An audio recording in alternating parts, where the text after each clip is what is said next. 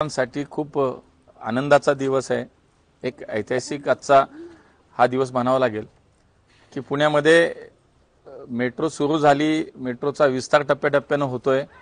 आज एका महत्त्वाच्या मार्गाचं विस्तारीकरण झालं। वनाज ते रामवाडी या मेट्रो मार्गाचं आज विस्तारीकरणाचा प्रस्ताव केंद्रीय मंत्रिमंडळामध्ये मंजूर करण्यात आला। वनाज ते चांदणी चौक हा 1.2 किलोमीटरचा आणि रामवाडी ते वाघोली हा 11.6 किलोमीटरचा मेट्रो मार्गाला केंद्रीय मंत्रिमंडळाने मान्यता दिली। आणि आता जवळपास एकूण हा दोन्ही मिळून 12.75 किलोमीटरचा नवीन मेट्रो मार्ग याचं काम सुरू होण्याचे आता सगळ्या अडचणी संपल्या आणि आता पुन्हा या मेट्रो मार्गाचं विस्तारीकरण आता सुरू होईल। एकूण 13 स्टेशन्स या मेट्रो मार्गामध्ये असतील। खरं तर गेल्या अनेक वर्षानुवर्षाची पुणेकरांची प्रतीक्षा मेट्रोची संपली। माननीय पंतप्रधानांनी पुण्यामध्ये मेट्रोचं भूमिपूजन केलं होतं। त्यांच्याच कार्यकाळामध्ये मेट्रोचं उद्घाटन पण झालं आणि टप्प्याटप्प्याने आता मेट्रो मार्गाचं विस्तारीकरण होतंय।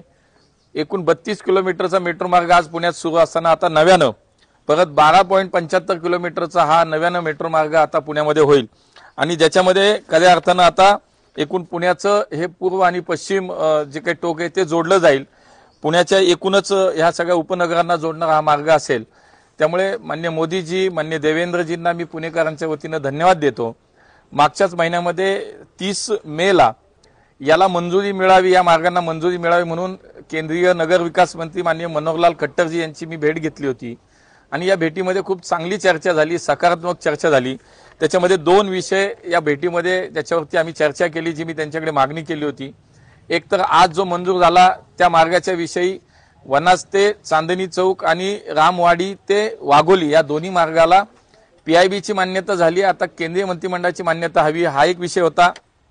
आणि दुसरा जो प्रस्ताव आपल्याकडनं केंद्रामध्ये गेलाय त्याला PIBची मान्यता लागणार आहे आणि मग केंद्रीय मंत्रिमंडळाची, तो म्हणजे खडकवासला ते खराडी याही मार्गाची मान्यता PIBची मिळावी आणि नंतर मंत्रिमंडळाची ही मागणी किंवा याच्यावरती सुद्धा चर्चा माननीय खट्टर साहेबांची झाली। ते अत्यंत सकारात्मक प्रतिसाद त्यांनी दिला आणि आज मला त्यांनाही धन्यवाद द्यायचे की ताबडतोब त्यांनी याच्यावरती कार्यवाही केली आणि केंद्रीय मंत्रिमंडळामध्ये हा प्रस्ताव आणला।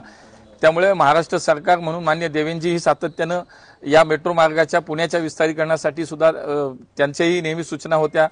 आज मोदीजी आणि त्यांच्या सरकारला सुद्धा मी धन्यवाद देईन आणि माननीय खट्टरजी आज याबरोबरच पुढच्या काळामध्ये सुद्धा पुण्यातली मेट्रो अजून जास्तीत जास्त प्रमाणात वाढली पाहिजे। शेवटच्या माणसाला मेट्रोचा वापर झाला पाहिजे म्हणून आपण महामेट्रोला आणखी 2 या ठिकाणी DPR तयार करायला सांगितलेत। एक म्हणजे खडकवासला ते हिंजवडी आणि दुसरं खराडी ते विमानतळ ह्या 2 मेट्रो मार्गाचा DPR आता महामेट्रोने तयार करायला घेतलाय। त्यामुळे टप्प्याटप्प्याने तोही विषय पुढे जाईल। त्यामुळे जर खराडी ते विमानतळ हा मेट्रो मार्ग झाला, मंजूर झाला, नंतर झाला तर पुणे आणि पिंपरी चिंचवड मधल्या कुठल्याही नागरिकाला थेट आता विमानतळावरती मेट्रो मार्गाने जाता येईल, मेट्रोने प्रवास करून जाता येईल, अशा पद्धतीचा भविष्यातला एक विचार आम्ही सगळ्यांनी केलाय।